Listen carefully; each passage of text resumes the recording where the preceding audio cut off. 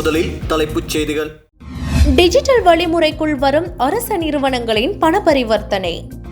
சுங்க விமான நிலைய ஊழல் மோசடிகளை கட்டுப்படுத்த ஜனாதிபதி தலைமையில் ஆலோசனை. சட்டவிரோத சொத்து விவகாரம். சிஐடிக்கு அழைக்கப்பட்டுள்ளார் யோஷித ராஜபக்ச. எம்பிக்களின் சொத்துக்கள் பொறுப்புகளை சமர்ப்பிக்க காலக்கெடு. ஒரே குடும்பத்தை சேர்ந்த 3 மீது துப்பாக்கிச்சூடு, ஒருவர் உயிரிழப்பு. வணக்கம். தமிழ் பேசும் மக்களின் உரிமை குரலான வீரகேசரியின் இரவு நேர பிரதான செய்திகள். வாசிப்பது மாணிக்கம் நேசமணி. செய்தியாசிரியர் எஸ். லோகேஸ்வரன். அரசாங்க நிறுவனங்களுக்கு இடையில் பண பரிவர்த்தனைகளை மேற்கொள்ள சிறப்பு டிஜிட்டல் முறையொன்று அறிமுகப்படுத்தப்பட்டுள்ளதாக பிரதி அமைச்சர் எரங்க வீரரத்ன தெரிவித்துள்ளார். அதன்படி டிஜிட்டல் பண பரிவர்த்தனையை ஊக்குவிக்க சிறப்பு திட்டம் அறிமுகப்படுத்தப்பட்டுள்ளது. அரசு நிறுவனங்களுக்கு செலுத்தப்படும் அனைத்து கொடுப்பனவுகளும் டிஜிட்டல் மயப்படுத்தப்பட உள்ளன. அதற்காக கவ்பே எனப்படும் சிறப்பு டிஜிட்டல் திட்டம் உத்தேசிக்கப்பட்டுள்ளது. டிஜிட்டல் பண பரிவர்த்தனையை ஊக்குவிக்கும் வகையில் குறித்த திட்டத்தை அரசாங்கம் அறிமுகப்படுத்தியுள்ளது.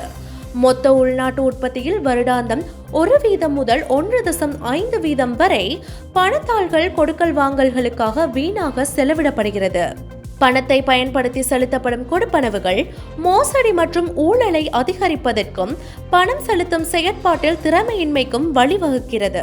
அதனால் அரச நிறுவனங்கள் அனைத்தும் டிஜிட்டல் மயப்படுத்தப்பட உள்ளன. அரச நிறுவனங்களுக்கு வழங்கப்படும் அனைத்து கொடுப்பனவுகளையும் டிஜிட்டல் மயமாக்க அரசாங்கம் திட்டமிட்டுள்ளது. இந்த மாற்றத்தை எளிதாக்கும் வகையில் கவ்பே மொபைல் அப்ளிகேஷன் அறிமுகப்படுத்தப்பட்டுள்ளது. ஏற்கனவே 16 அரச நிறுவனங்கள் இந்த அப்ளிகேஷனில் ஒருங்கிணைக்கப்பட்டுள்ளன. ஏனைய நிறுவனங்கள் ஜனவரி முதல் இணைக்கப்படும்.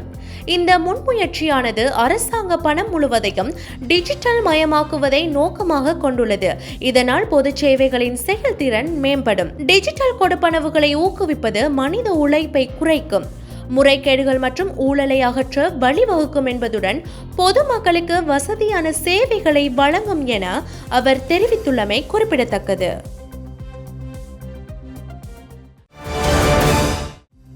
சுங்க திணைக்களத்திற்குள் நடக்கும் ஊழல் மோசடிகளை மட்டுப்படுத்தல், சட்டவிரோதமான முறையில் நபர்கள் நாட்டிலிருந்து வெளியேறுவதை தடுப்பது தொடர்பில் ஜனாதிபதி அனுரகுமார திசாநாயக்க கவனம் செலுத்தியுள்ளார்.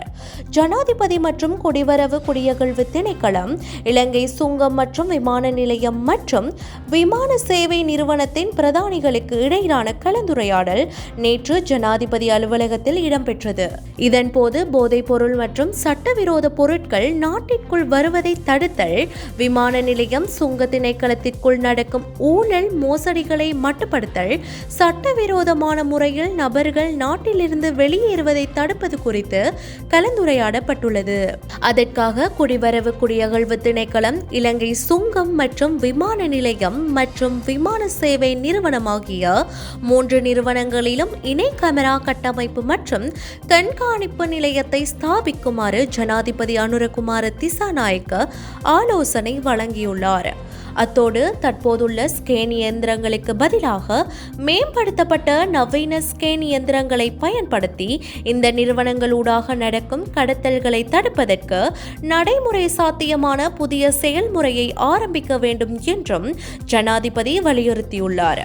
மேலும் நாட்டு மக்கள் மத்தியில் சுங்கம் தொடர்பில் தற்போது காணப்படும் தவறான புரிதல்கள் களையப்பட வேண்டும் எனவும் அதற்காக கடுமையான ஒழுக்காற்று மற்றும் சட்ட நடவடிக்கைகள் எடுக்கப்பட வேண்டும் என்பதையும் ஜனாதிபதி அனுரகுமார திசாநாயக்க இதன்போது சுட்டிக்காட்டியுள்ளமையும் குறிப்பிடத்தக்கது.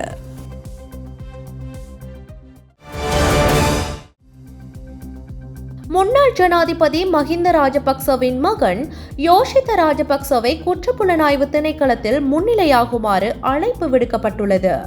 சட்டவிரோத சொத்துக்களை பெற்றுக்கொண்ட சம்பவம் தொடர்பான விசாரணைகளுக்காக குறித்த அழைப்பு விடுக்கப்பட்டுள்ளதாக தெரிவிக்கப்படுகின்றது. இதன் அடிப்படையில் எதிர்வரும் 3ஆம் திகதி குற்றப்புலனாய்வு திணைக்களத்தில் முன்னிலையாகுமாறு தெரிவிக்கப்பட்டுள்ளது.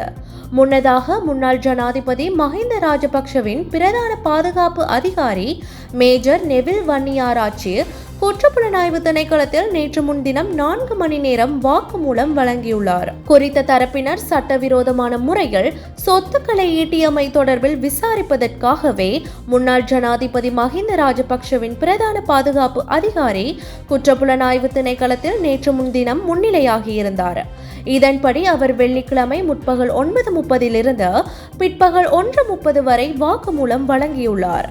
மேலும் முன்னதாக 2 தடவைகள் குற்றப்புலனாய்வு திணைக்களத்தில் முன்னிலையாகுமாறு அவருக்கு அறிவிக்கப்பட்டிருந்த நிலையிலும் அவர் அங்கு முன்னிலையாகாமல் இருந்த நிலையில் நேற்று முன்தினம் இவ்வாறு வாக்குமூலம் வழங்கி சென்றுள்ளார். அத்தோடு பாரிய நிதி மோசடிகள் மற்றும் கொலை சம்பவங்கள் உள்ளிட்ட பல்வேறு குற்றச்சாட்டுகளுடன் தொடர்புடைய 5 முன்னாள் அமைச்சர்களின் விசாரணைகளை துரிதப்படுத்த அரசாங்கம் கவனம் செலுத்தி வருவதாகவும் தகவல்கள் வெளியாகியுள்ளன. குறித்த 5 பேர் தொடர்பில் கிடைக்கப்பெற்ற முறைப்பாடுகள் மற்றும் தகவல் அறிக்கைகளின் அடிப்படையில் விசாரணைகள் ஆரம்பிக்கப்பட உள்ளதாக அரசாங்க தகவல்கள் சுட்டிக்காட்டியுள்ளமை குறிப்பிடத்தக்கது.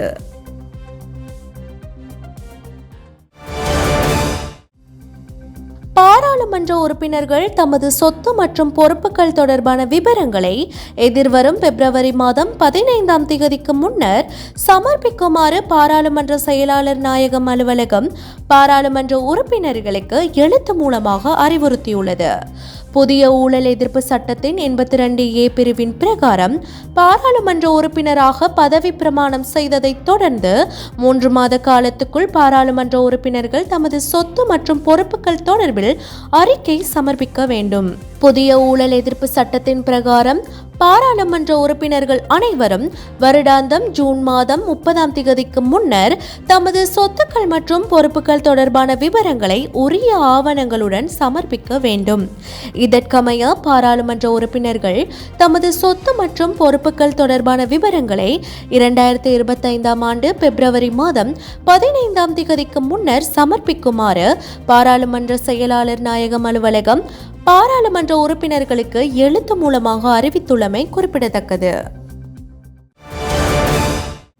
சீதுவ லியனகேமுள்ள பிரதேசத்தில் இடம்பெற்ற துப்பாக்கிச் சூட்டில் நபர் ஒருவர் உயிரிழந்துள்ளார்.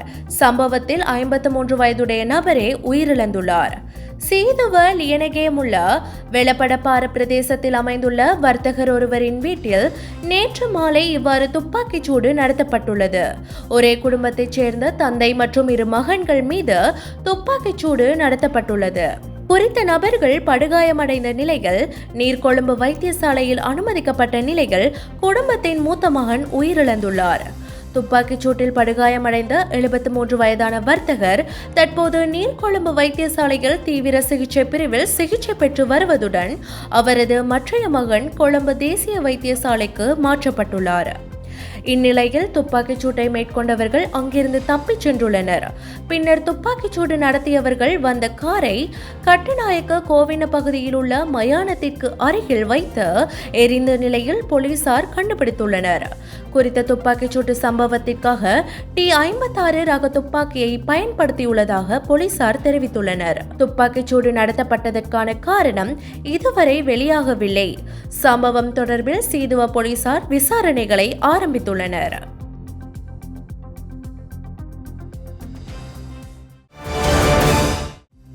மட்டக்களப்பு காத்தான்குடி பிரதேசத்தில் டெங்கு நோயினால் 30 பேர் பாதிக்கப்பட்டுள்ளதாக பிரதேச சுகாதார வைத்திய அதிகாரி UL நசீர்தீன் தெரிவித்தார். இந்நிலையில் சுகாதார அமைச்சின் அனுசரணையுடன் காத்தான்குடி சுகாதார வைத்திய அதிகாரி பிரிவு பிரதேசங்களில் இன்று பாரிய டெங்கு ஒழிப்பு நடவடிக்கைகள் மேற்கொள்ளப்பட்டன. பல இடங்களில் குடம்பிகள் கண்டுபிடிக்கப்பட்டன. மட்டக்களப்பு மாவட்ட பிராந்திய சுகாதார சேவைகள் பணிப்பாளரின் வழிகாட்டலில் காத்தான்குடி சுகாதார வைத்திய அதிகாரி பிரிவில் வேகமாக டெங்கு நோய் பரவி வருவதனால் அவற்றை கட்டுப்படுத்தும் நோக்கில் இப்பாரிய வேலை திட்டம் ஏற்பாடு செய்யப்பட்டதாக அவர் தெரிவித்தார். அதன்படி காத்தான்குடி நகர சபை பிரதேசத்துக்கு உட்பட புதிய காத்தான்குடி உட்பட பல்வேறு இடங்களில் 15 பிரிவுகளாக பொது சுகாதார பரிசோதகர்கள் பிரிக்கப்பட்டு தொண்டர் நிறுவனங்கள் மற்றும் சுகாதார அதிகாரிகளின் ஒத்துழைப்புடன் இப்பாரிய டெங்கு ஒழிப்பு நடவடிக்கைகள் மேற்கொள்ளப்பட்டுள்ளன. இதேவேளை யாழ் மாவட்டத்தில் நாளை மற்றும் செவ்வாய்க்கிழமை ஆகிய 2 நாட்களும் டெங்கு ஒழிப்பு தினங்களாக பிரகடனப்படுத்தப்பட்டுள்ளதாக யாழ் பிராந்திய சுகாதார சேவைகள் பணிப்பாளர் வைத்தியர் ஆ. கேதீஸ்வரன் தெரிவித்தார். டெங்கு நோயின் பரம்பல் அதிகரித்து செல்வதை நாங்கள் அவதானிக்கக்கூடியதாக இருக்கின்றது. நவம்பர் மாதத்திலே யாழ்ப்பாண மாவட்டத்திலே 134 நோயாளர்கள் டெங்கு நோயுடன் இனங்காணப்பட்டிருந்தார்கள். டிசம்பர் மாதத்திலே இன்று வரை 165 நோயாளர்கள் இனங்காணப்பட்டிருக்கின்றார்கள். இந்த தற்போது அதிகரித்து செல்லும் இந்த போக்கிலே தொடர்ந்து அதிகரித்து செல்லுமாக இருந்தால் யாழ்ப்பாண மாவட்டத்திலே மிகப்பெரிய ஒரு தீவிரமான டெங்கு பரம்பல் ஏற்படலாம். அதன் மூலம் இறப்புகளும் ஏற்படக்கூடிய வாய்ப்புகள் இருக்கிறது.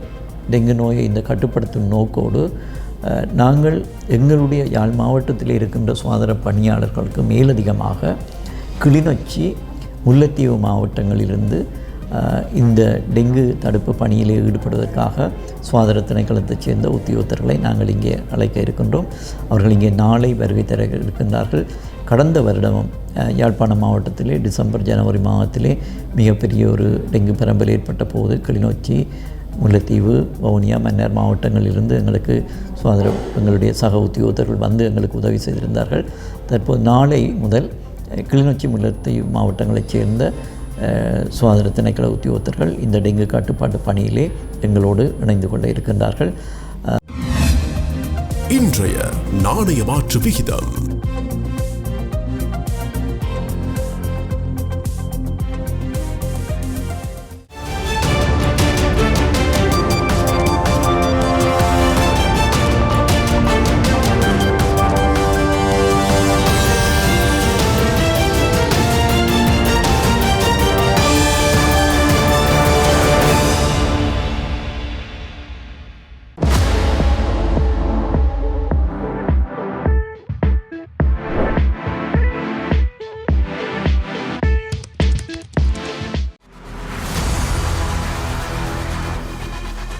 இலங்கையின் முதல் நிலை முதற்கர செய்தி வழங்குனர் வீரகேசரியின் குறுந்தகவல் செய்திகளை உடனுக்குடன் தமிழில் பெற்றுக்கொள்ள டயலாக் வலையமைப்பிலிருந்து REG இடைவெளி வீக்கி என்று பதிவிட்டு 87 960 என்ற எண்ணுக்கு குறுஞ்செய்தி ஒன்றை அனுப்புங்கள். வீரகேசரி செய்தியுடன் இணைந்திருங்கள்.